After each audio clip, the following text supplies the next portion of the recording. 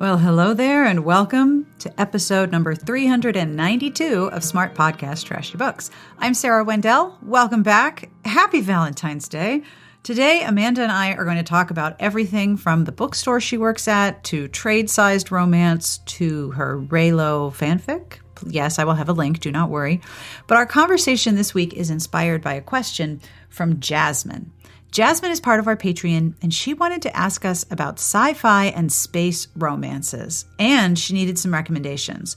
Amanda's way more fluent in this than I am, but we have recs and suggestions, theories about the required elements of space romance, and potential reasons why space is so appealing right now. I also want to say thank you for the feedback and the responses that you sent me by email, on Twitter, in comments on the episodes regarding my RWA 1 month later miniseries. Your comments really meant a lot, and I was incredibly flattered by your thanks and by your praise. So thank you for that. And thank you again to the guests who appeared on the shows and to the Patreon community who helped make the transcript happen, and to Garlic Knitter, who did all the transcripts. Today's podcast episode is sponsored by Best Women's Erotica of the Year, Volume 5, edited by Rachel Kramer Bussel, published by Cleis Press. This anthology's theme is outrageous and features 21 new sexy erotica and erotic romance stories by authors including Sierra Simone, C.D. Reese, Sabrina Sol, Caridad Pinheiro, Bali Kaur Jaswal, Justine Elliott, Alexa J. Day, Jane Renault, and more. You'll be swept away by the sexiest business deal ever, break the rules in a future world where skin-on-skin contact is forbidden, and discover the art of getting off by phone sex. From mermaid sex to historical passion, to the first Latina U.S. president finding intimacy again after becoming a widow, this book has something for every reader, from happy endings to pure lust. Best Women's Erotica of the Year, Volume 5, is available in print, ebook, and audiobook, and is on sale now wherever books are sold. You can find out more at bweoftheyear.com. As you know, every episode of this podcast receives a transcript. This episode's transcript is brought to you by our Patreon community. If you have supported the show with a monthly pledge, thank you. You are helping me make sure that every episode is transcribed and accessible to everyone. If you would like to join our Patreon, please have a look at patreon.com/smartbitches. Monthly pledges start at $1 a month, and every pledge makes a deeply, deeply appreciated difference. I have so many new members of our Patreon community, and I will be greeting you all in future episodes. But today, hello and welcome to Jasmine, Laura, and Christy. Thank you for becoming part of our community. And I have a compliment for Liz M. Someone you know is going through something hard right now, but they're getting through it because you've got their back and you are the greatest kind of friend. Nice work. If you would like a compliment of your very own, have a look at patreon.com/smartbitches. At the end of the episode, I will have a really bad joke. I will have a preview of what is coming up on Smart Bitches. And of course, in the show notes, I will have links to all of the books we talk about, all of the shows we mention, and links to very important things like Amanda's bookstore and her fanfic, because I know some of you are going to be like, you better have that link. Of course I have that link. I know how this works. But now, Amanda and I are going to talk about space romance. Thanks again to Jasmine for a great question. On with the podcast. So how's the bookstore? The bookstore is good. So we did inventory yesterday. I really enjoy it. The list of things that I do not like is very small. Top of the list is the bookshelf ladder. You think it's going to be fun because... Well, you got that video of Belle, like, flying across the bookstore hanging onto the ladder, right? A death trap. Like, the minute you take one step off the ground, you are white-knuckling it. And then one time, one of my fellow booksellers, who's also an author, Susan, was like, hold on, I need to move you. So I'm just gripping it. while she's like sliding me on the ladder down the bookshelf. Oh, God. No. You think it's going to be magical, but it's not. Like, your life flashes before your eyes. But that's really, like, the only complaint. I enjoy it when people come in. It's like, I'm looking for a book. I don't remember much about it. But it looks like this, and it's about this, and the author's name might be this. And I'm like, I will figure this out if it is the last thing I do. This, one of my, like, greatest scavenger hunts I've had to do is this older lady. She's probably in her 80s or 90s, and she came in with her daughter. And I asked if I could help them find anything. And the daughter sighs. And this lady was like, I'm looking for a book that is kind of like a big deal. It sold a lot when it was popular. Mother is the first word of the title. And either the author's first or last name is Van.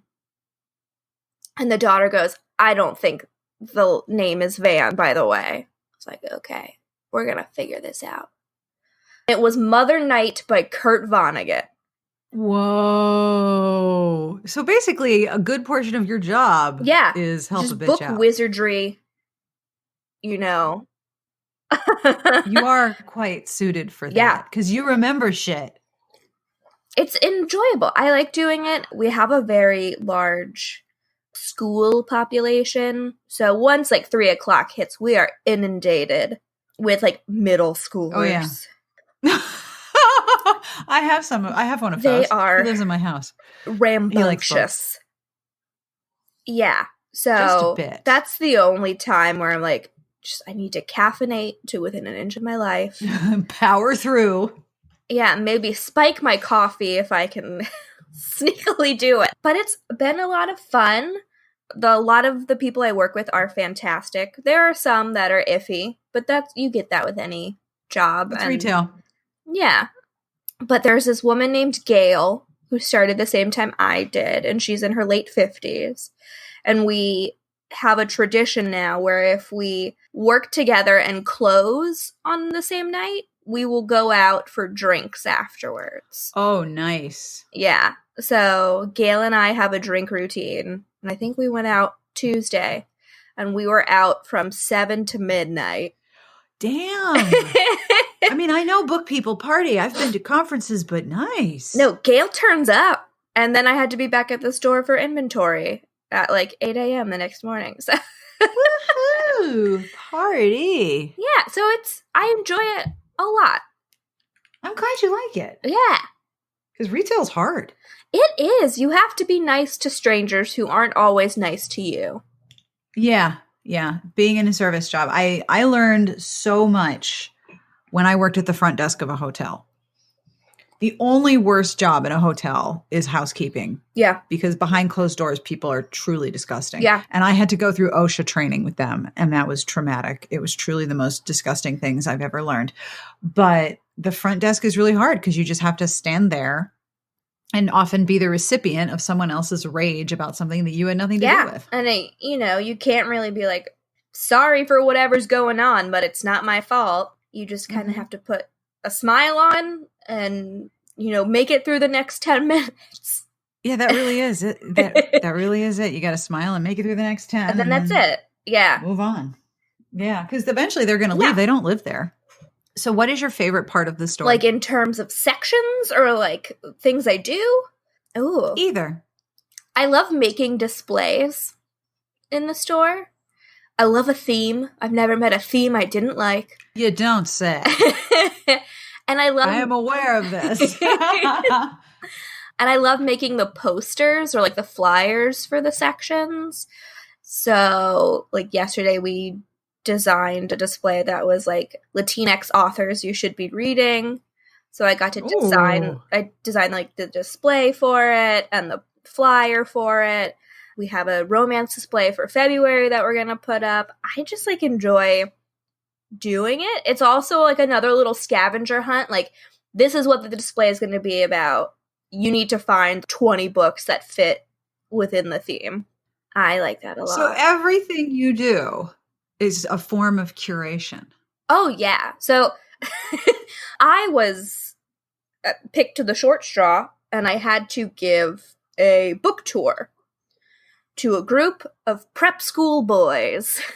Well, like, I guess their teacher had done it last year, and they really enjoyed it, so now this year. So, senior boys who are, I keep calling them boys, but they're probably not young men. Seniors in high school, they go to a very expensive prep school that's like $50,000 a year tuition. Whoa. And they're all like perfectly coiffed, khakis, blue blazers, ties. And I have to give them a tour of the store and explain how publishing works and yada, yada, yada. We get to the children's section, which is upstairs. The entire second floor is kids and YA and stuff like that. And I make a joke. So the cardboard displays that you see in bookstores that have books in them, they're called dumps. Yeah, they're called dumps. So like that little statue of Diary of a Wimpy Kid that's stuffed with Diary of a Wimpy Kid that's made of cardboard, that's called a dump? It's called a dump. Who names these things? That's incredible. And we frequently make jokes about it because it's a silly, stupid name. And, you know, dumps, like poop jokes. So I made a poop joke and no one laughed. And I was like, is this too lowbrow for these children? And then one raised their hand. They're like, what does dump stand for? I'm like, no. And I'm like, nothing. It is not an acronym. We don't know why they're called dumps. That's just their name. Like, oh my stars. And they're like, okay. And I'm like, do you guys not find this as funny as like we do in here? Like, what is wrong with you? So. Oh my gosh. It was. I would laugh uproariously at a poop joke about bookstore dumps. I know. But no. No, that is not an invitation for anyone to take an actual dump in the bookstore. Please do not. But okay, speaking of dumps in the bookstore, we have a public bathroom, and as I mentioned, we have middle school children who come in, and I'm on break in the cafe, like eating soup or whatever I was eating that day, and these little monsters come in to the cafe, and they're like, it was like, do you have a bathroom? And the barista on staff was like, yeah, we have one over there. And so they go, and the barista's like, were you able to find the bathroom? And one of the boys in the group of like 5 was like, yeah, and I took a huge dump. And in my head, I was like eating. In my head, I was like, kid, we talk about dumps all the time here. Like, you're not special. Like, if you... I know you thought you were being really edgy, but... Yeah, no, if you realize how many times we utter the word dump in a day, you like, we are immune to your dump jokes. So wait, if you have to go take one out and put another one in its place, do you have to go take a dump? Yeah, take a dump out to the dumpster, I suppose. Maybe that's why they're called dumps. No one knows. So if you work in publishing and you listen to this and you know the secret of the dumps, please let us know.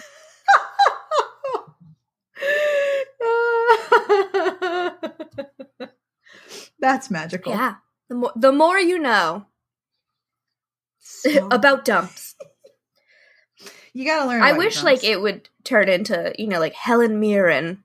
The more you know. It's like, did you know these displays are called dumps? Okay, you should do like a whole series on Instagram. Secrets of the bookstore. This is a dump. This one's red, but this one's brown, and they're all shoddily made. Like, a strong gust of wind will just send one of them toppling. Do publishers have to pay to place them in the store? Is that part of like the co-op space that's paid I'm not sure on the indie side. Maybe, I think so. But that might be the extent of our co-op advertising. So, for example, at a Barnes & Noble, you might see like books on the front table. And those spaces are paid for, right? Books on the end cap. Those are all paid for. With us, the stuff that we choose to display or put face out on a shelf, that's all like curated and organically done. We're not paid to do that. You know, we're not advertising to you, or like these books aren't being paid to be like put in front of your eyeballs. Mm-hmm. Which is one of the differences between a large chain and a smaller bookstore. Yes. And yours has quite the robust romance section now. Yes, it does. When I started, it was a little end cap. And then I floated the idea. I was like, listen, I love sci-fi fantasy, but I think it has too much space because it looks a little sparse. Could we maybe move romance to like a bigger shelf and just kind of slide sci-fi fantasy down? And we did. Heresy! Heresy! How dare! I know. How very dare you! So now it has like a full bookcase. And I try to pick a romance, I think, almost every month for staff picks. Love Lettering will be my February staff pick by Kate Claiborne, which Aria loved. So, yeah. You could do a whole display for that with like books on lettering, calligraphy, pens, paper. You could make a whole like paper and book porn display for that. One of our booksellers, I think, might start teaching a bullet journaling class. Ooh, yeah. So I recommended Love Lettering to her. She's not a romance reader, so I don't know if she'll read it, but I hope she does. You never know. Sometimes you can convince people. Yeah. I thought it was interesting when you were saying on Twitter that someone walked up to the register with a whole stack of trades and you tried to sell them a mass market paperback romance. And then this person was like, I can't be seen reading that. Yeah. So, they were at the shelf, and Audrey, who's a bookseller and who I know through one of my other book clubs, and she's starting to read a lot of romance. She's wonderful. She's the best bookseller. She can hand sell you a book like no one's business. And she called me over because she was giving recommendations to this woman. And she's like, Amanda's a romance expert. So, and I had picked When a Scot Ties the Knot by Tessa Dare as a staff pick previously. And so she called me over and she's like, Amanda, pick this book. She's like, I read more contemporary, but if you like historical stuff, Amanda, I can give you some recommendations. And I was like, When a Scot Ties the Knot is fantastic. I read it in one sitting. I was up till 2 a.m. And the woman had a stack of like Bringing Down the Duke and Jasmine Guillory and just all the new trades that had come out. And she saw the cover of When a Scot Ties the Knot. She's like, oh, I can't read that. And I asked her, I was like, well, why not? And she's like, that cover. Wow. She's like, it reminds me of those like old Harlequins. I was like, well, it's very good. Like, I kind of like challenged her on it. I was like, well, why can't you read it? Well, I was like, it's not a big deal. So she didn't get it. She wound up getting two trades. And then I gave her some other recommendations. Like, she mentioned she likes the Veronica Speedwell series, so I mentioned Sherry Thomas's series. Some romance readers are upset about trade paperbacks being so prominent now because there's a higher price point. And a lot of people have strong feelings about illustrated covers. I don't mind them. I think they're cute. Do they always accurately represent the subject matter inside? No, but I think they're cute. And I feel like this really shows why like mass market is more for the dedicated romance reader, because there is a lot of stigma tied to the cover treatments that we find on mass markets. You want more romance in bookstores, so you feel welcome. But bookstores are still a business, so they have to stock things that will sell. And for a lot of bookstores, mass markets just don't sell.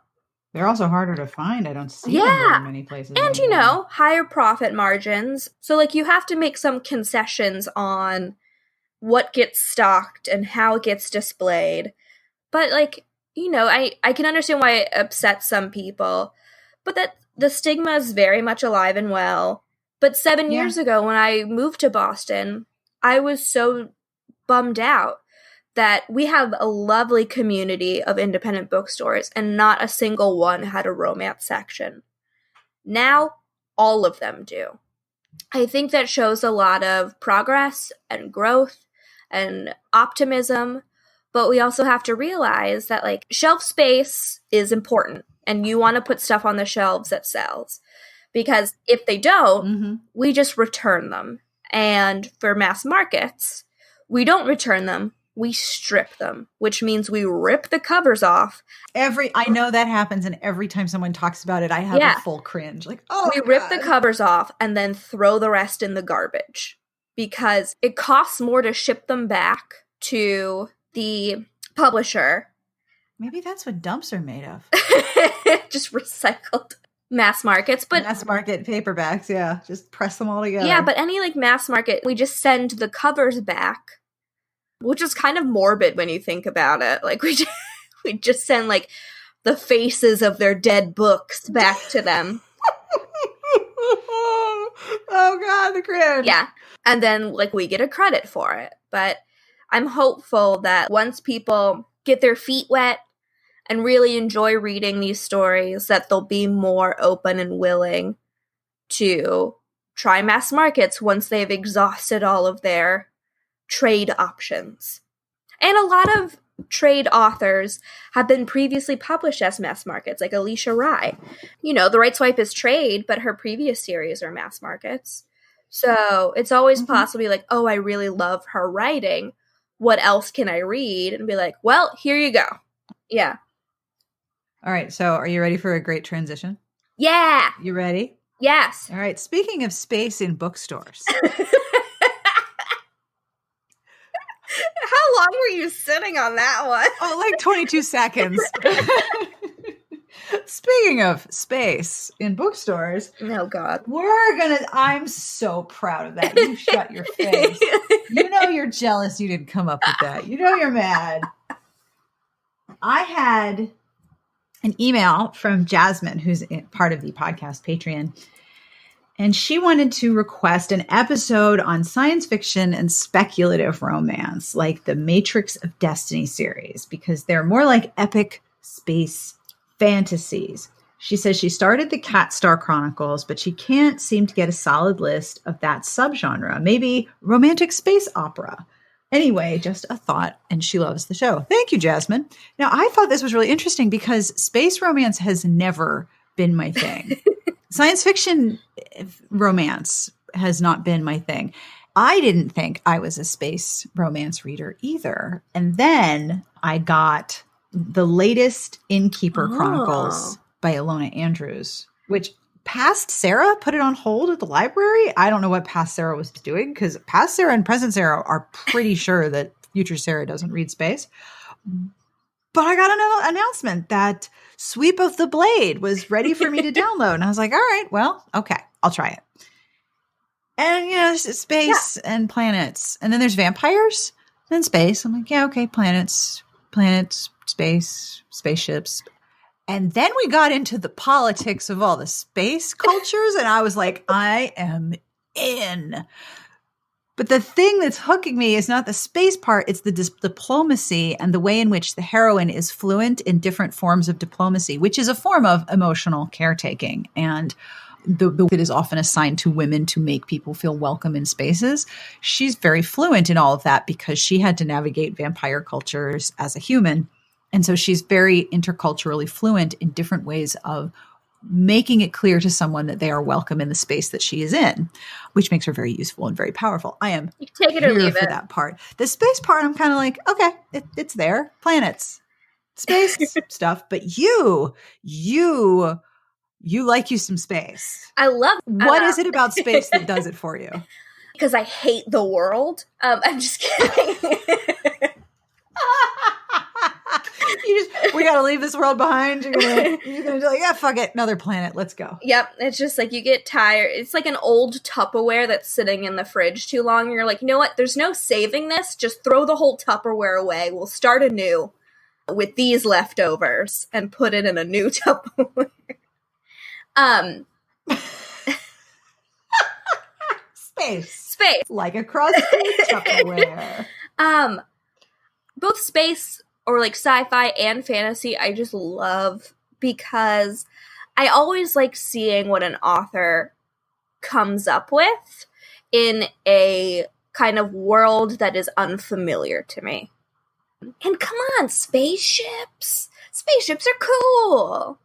If you say so. Well, talking about Star Wars, you and I. And I grew up, you know, heavily watching Star Wars. My brother had all these Star Wars trivia games, and my dad loves Star Wars, and Mom not so much, but the three of us, we just really liked, and I also grew up with my dad obsessed with Star Trek. He loves sci-fi. He loves Star Trek. He loves Battlestar Galactica. He loves Star Wars. He has every Star Trek rendition known to man. So I grew up watching and having it on in the background.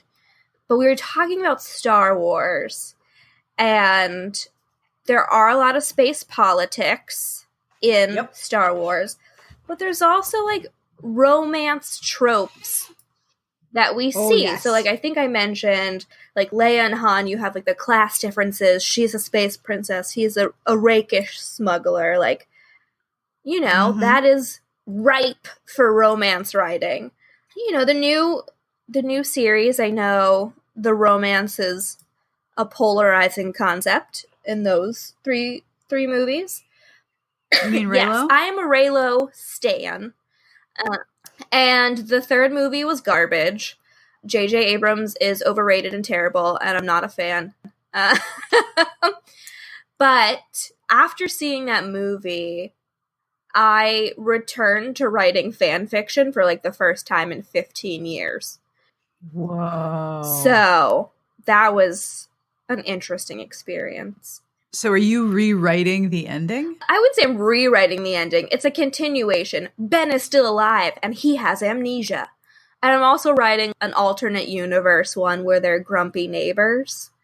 And Ben has inherited his dead father's gross mutt of a dog named Chewy.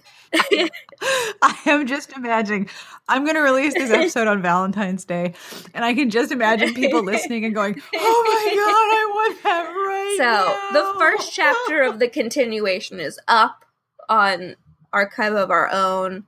Shout out to my friend Kay, who beta read it for me and was, as I called her, a doula through this process.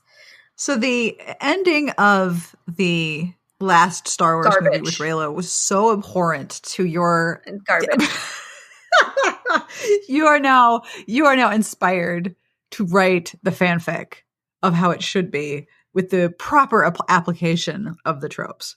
And I want everyone to know that writing gives me major anxiety. So that's how much I was offended by what J.J. Abrams did.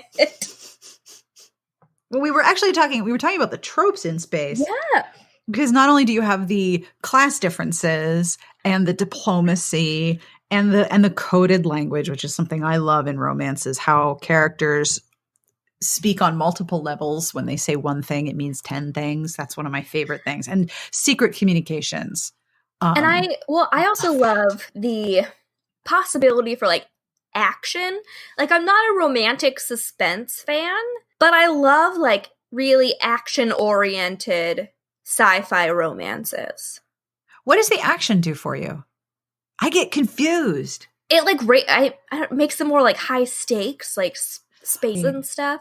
Will they survive? Of course they'll survive. It's a romance, but I don't know, it just really amps up the pacing and level of danger. First, romantic suspense doesn't really appeal to me.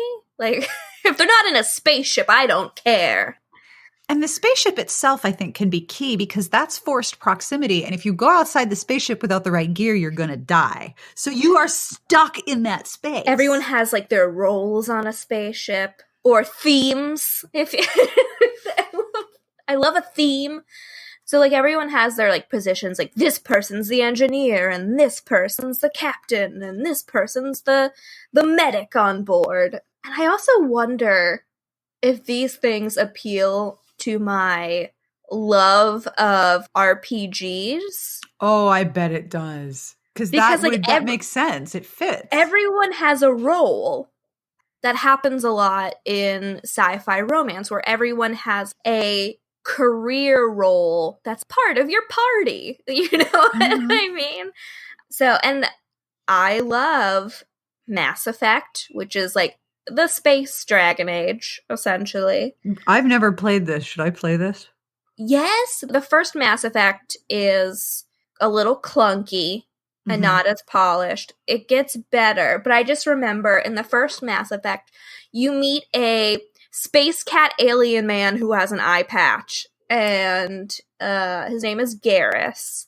And everyone was so mad that Garrus wasn't a romanceable character in the first Mass Effect that then he became a romanceable character in the sequel. Aww. Yeah, he is such a tender purple space cat man. And he is my favorite. Anyone who tunes in just that moment is going to be like, what? He's like a... And yet, anyone who knows Mass Effect is going to be like, yep, tender purple space cat, can confirm. He's like a scientist and like an intellectual and... You know, have you read Adriana Anders' Whiteout? I haven't. I'm staring right at it. It is on my desk.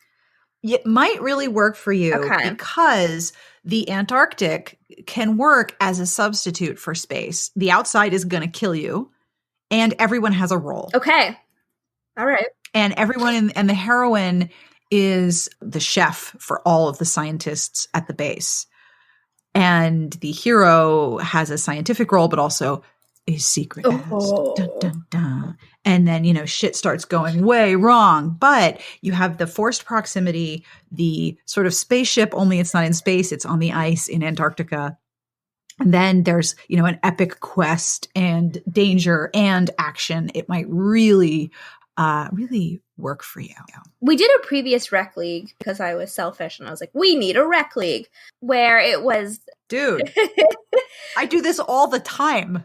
I really want to read this. Can we do this on the rec league? Sure. Where it was the kind of like romantic suspense, but it was like the main couple versus the environment rather than like a larger, like survival romances, I think is what we call the rec league. Right. I like that brand of romantic suspense because like nature will kill you. Oh, I love books set in places where if you're dumb, the place you are will kill you. Yes. Like Australia. Yeah.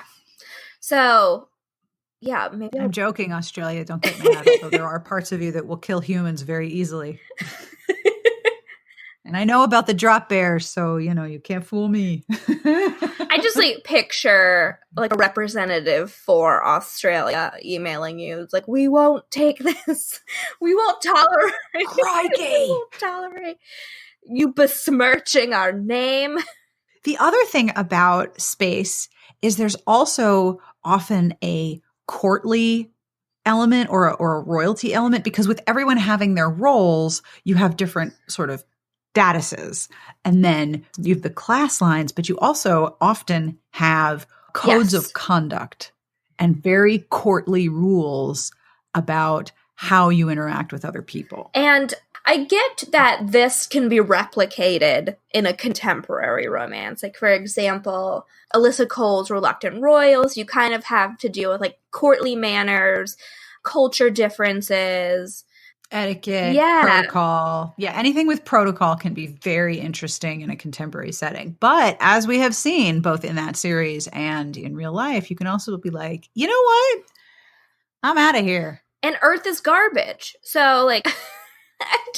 let's like leave. I'm at the point like right now in my reading where like I don't want to read anything that on Earth. I'm done with the whole fucking planet. I'm exhausted. Earth exhausts me right now. the whole planet is making me tired. So it's like, give me something that is unfamiliar to me, please, because I don't want to think. And I think this happens a lot with terrible news cycles. You know, you'll be reading a romance or just a book and you're like, this is hitting a little too close to home right now. Close book. I'll come back to this later. And you need a book that is set in an entirely constructed world that is utterly apart from the one that you're living in. Yeah. Because I'm not like, oh, wait a minute, is the whole world on fire and we're gonna die in like 100 years due to climate change? Like, that's not a thought I have in the back of my head when I'm reading about spaceships.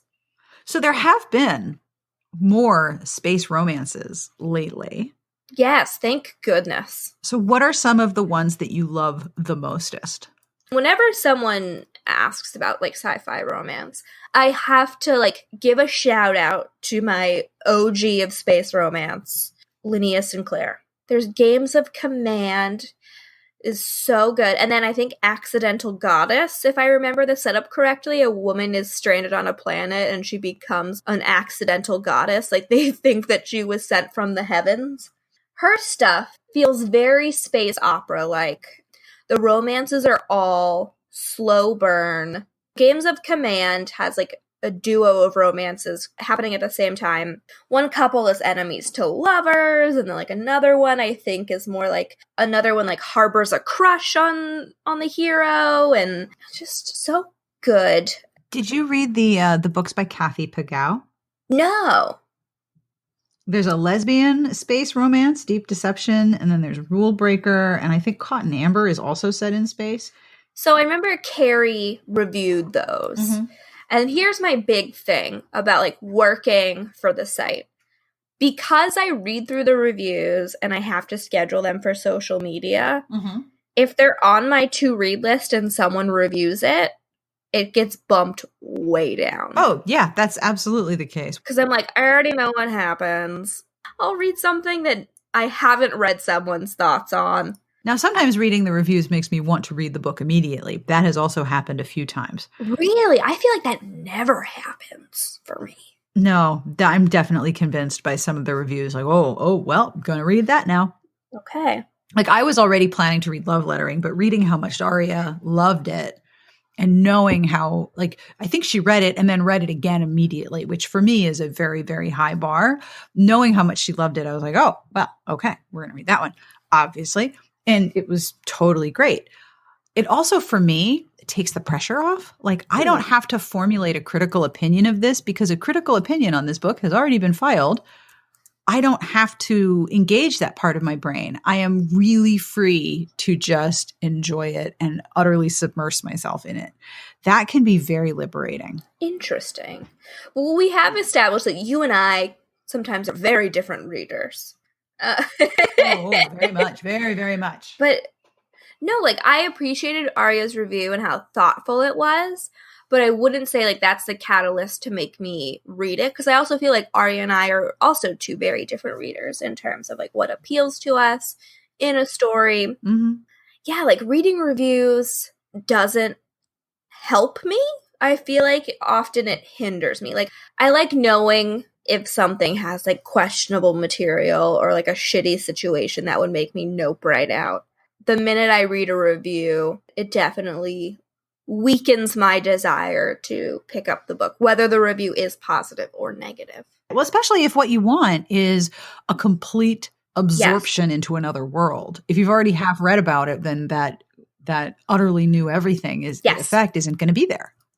So what other space romances do you adore? Did you ever read the really, really old space romances by Joanna Lindsey? No. Warrior's Woman? No.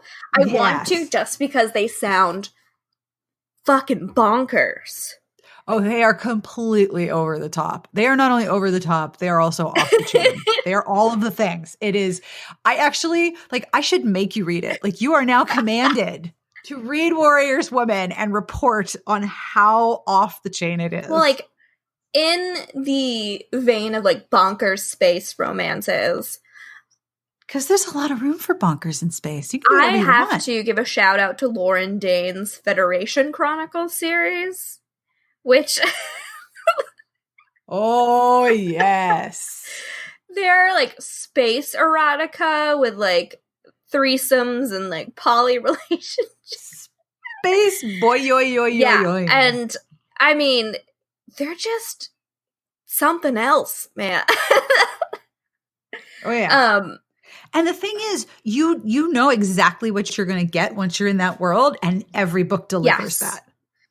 But the newer ones, obviously, Polaris Rising and the sequel, Aurora Blazing, I'm so happy that those are in the world. Night Chaser by Amanda.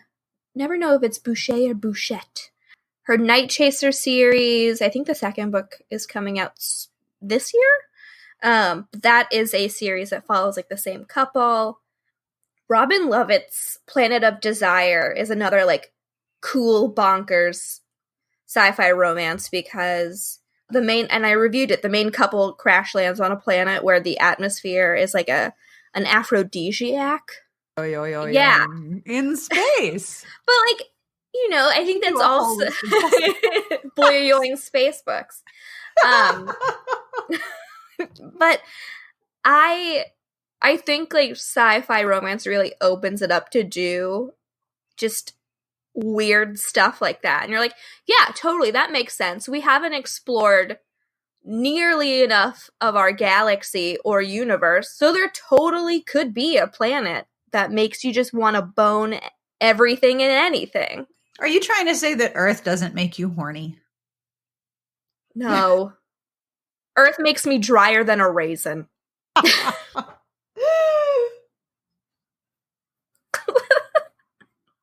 I'm sorry for shitting on Earth so much in this podcast. Earth. It's a dump. It's a dump. And we we had to read the Mercenary Instinct book for when we were doing the podcast book clubs. And I really enjoyed that by Ruby Lyons Drake. I liked that one. And I wound up continuing with this series. But yeah, I want more space romances. Elements of space romance for you. Is it always the quest, the battle, the forced proximity, and class differences? I would say forced proximity is a huge draw. Whether it's on like a spaceship or they're stranded on a planet or just something. But there's also, I feel like in a lot of sci-fi romances, there's also a lot of fish out of water elements. Whether it's a character going to a planet that they know nothing about, or meeting someone from a world they know nothing about. There's this kind of instability. Is that a word? Instability that a character experiences, whether it is physical because the planet is trying to kill you, or more emotional because you're stranded on a sex planet with a golden snake man that has a forked tongue. So, like, okay. Are you going to read the new Anna Gear? I know it was reviewed so that it plummets down your list, but it sounds like this is your jam. What is that? Oh. Girl, he has mandibles. I don't know. Oh, I think you should read it. I think it would be your jam. Okay. It did plummet down my list, though. Of course, because it was reviewed. I totally get it. But this also means that you can any obligation to review it because it's been done. I suppose, but I'm just sitting here staring at my fort of books that I have compiled around. I understand. Strangelove might really work for you, especially because the hero, he who hath mandibles, the heroine from Earth, and then can't get her back. So Earth is like out. She can't go back. And her along, and the dog ends up getting the ability to talk. I mean, I do enjoy a great dog. Right? Yeah. So what else are some of the spaces that you have found that have really hit the spot? So I'm like looking at my list and it's not as extensive as I thought it was. It's a niche genre, because if you find science fiction fantasy set in space, often it's got a hefty dose of misogyny, or there isn't a satisfying romance. And this is also another thing where like I'm jealous of YA, because YA has a lot more offerings when it comes to science fiction with romance or like romantic elements. But, you know, sometimes I'm a horny reader and I want more than just light kissing from my protagonist. You want an aphrodisiac atmosphere. I do. With a hot golden snake man. So I understand. So like YA has the cool concepts, but it's not horny enough for me. So it's not just the quest in the space and the forced proximity, the courtly differences and all of the things. It's also I need space banging. Like, I'm not a reader who enjoys like closed door romances. I need all the bits and bobs on the page, please. All the bells and whistles. Bells and whistles. The T's and the P's and the V's. But I want to know. And I want space banging. And I want paragraphs of, descriptive paragraphs of all the things. Or whether they even have things. So, like, that's my main complaint with, like, YA is, like, I know some YA does have some light sexual content. But you want horny space. I need horny Earth space. Is not turning you on, but space sounds great. Yeah. Earth is garbage. Space is horny. I have this idea that on actual Valentine's Day, you're going to, like, cover your room with aluminum foil. And Eric's going to walk in and be like, what is happening? And you're going to be like, we're no longer... Are you ready to get horny in We're space? no longer on Earth, dear. He'd be into it. He's supportive. What's the swing for? Zero gravity. You have to wear this astronaut helmet, though. The helmet is a must. Okay, no Baby Yoda, just Mandalorian. And space boots. So, like, sometimes, like, men leave their socks on. It's like, leave the space boots on, please. Oh my gosh. At the moment, are you deep in space? But I am not. It is not Deep Space 9 inches here. Bad. But it is fantasy adjacent. So I'm reading A Heart of Blood and Ashes by Mila Vane or Mia. I'm not sure how to do the double L's in this case. I'm pretty sure. And I'm so sorry if I mispronounce it, but it's Mel Jean Brooke. I know. Which her previous series, was it the Iron Seas or the Iron Duke was the first one? Iron Seas, yeah. But I have such a soft spot for that series. She's one of those authors that I will read anything they write. The cover has like a dirty, ripped Viking man on it. So that's what I'm reading right now. And then I'm also reading Kiss of Steel by Beck McMaster for book club on Sunday. So neither are contemporaries. Well, coincidence, as I mentioned, on Sweep of the Blade, which is space, not planned for this podcast, but I am really into it. Space vampires with diplomacy. I feel like Alona Andrews, they are one of those writers that, like, they can do anything. There is a particular style to their heroes. They have a very particular style of their alpha heroes. They are almost always the biggest, baddest motherfuckers in the room. They have the most power. They are fearsome. And then they are brought to their knees by these incredibly interesting women. Yes. Which I love. I'm okay with this. Yes. I can't mainline them. I can't read one after the other. But I am really surprised by how much I'm enjoying diplomatic space vampires. Just like a light sprinkling.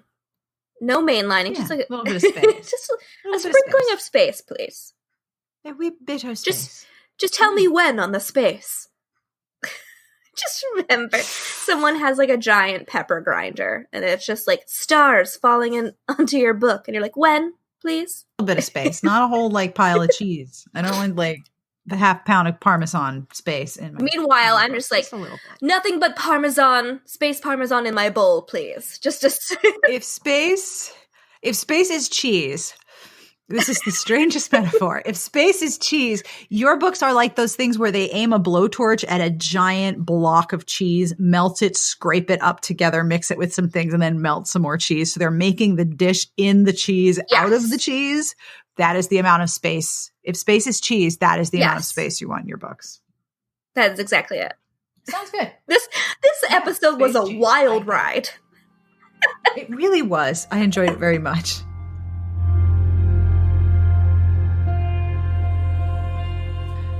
And that brings us to the end of this week's episode. If you would like to find Amanda, she is at Smart Bitches, and she's on Twitter @_I'm an adult. And the bookstore she works at is Belmont Books. So if you are in the Boston area, you could go check out her bookstore. And yes, I will have a link in the show notes to her fanfic because I know many of you are probably very curious about this. Today's podcast episode was brought to you by Best Women's Erotica of the Year, Volume 5, edited by Rachel Kramer Bussel, published by Cleis Press. This anthology's theme is outrageous and features 21 new sexy erotica and erotic romance stories by authors including Sierra Simone, C.D. Reese, Sabrina Saul, Caridad Pinheiro, Bali Kaur Jaswal, Justine Elliott, Alexa J. Day, Jane Renault, and more. You'll be swept away by the sexiest business deal ever, break the rules in a future world where skin-on-skin contact is forbidden, and discover the art of getting off by phone sex. From mermaid sex to historical passion to the first Latina U.S. president finding intimacy again after becoming a widow, this book has something for every reader, from happy endings to pure lust. Best Women's Erotica of the Year, Volume 5, is available in print, ebook, and audiobook, and is on sale now wherever books are sold. Find out more at bweoftheyear.com. Thank you again to our Patreon community for helping make sure that every episode has a transcript, and thank you Garlic Knitter for the transcript each week. If you would like to join the Patreon, you can have a look at patreon.com/smartbitches. Coming up on the site this week on Smart Bitches Trashy Books, you did know there's a website that goes with the podcast, we are going to be doing Hide Your Wallet Part 2, which is our mid-month roundup of what we're looking forward to reading that's new this month in February. We're also going to be talking about what we've seen people talk about in terms of new books, book deals, book releases, book announcement, cover reveals, all of the new stuff. Plus, this week, we have Caption That Cover, new reviews of new books, and of course, a Bachelor recap from Elise. We'll always have books on sale on every day except Friday and Saturday, and Help a Bitch Out on Tuesday. I hope you'll come over and hang out with us. I will have links to everything we talked about, all of the books, all of the shows, all of the fanfic, never fear. And of course, each week, I end with a bad joke. You ready? This one's really poor. All right. What do clouds wear under their shorts? Give up? What do clouds wear under their shorts? Thunderpants. It's so dumb. I love it so much. That is from Reddit user Just a Boy. Thunderpants. I hope you enjoyed that one as much as I did. On behalf of Amanda and myself, we wish you the very best of reading. Have a wonderful weekend. We'll see you back here next week. Smart Podcast Trashy Books is part of the Frolic Podcasting Network. You can find more outstanding podcasts to subscribe to at frolic.media/podcasts.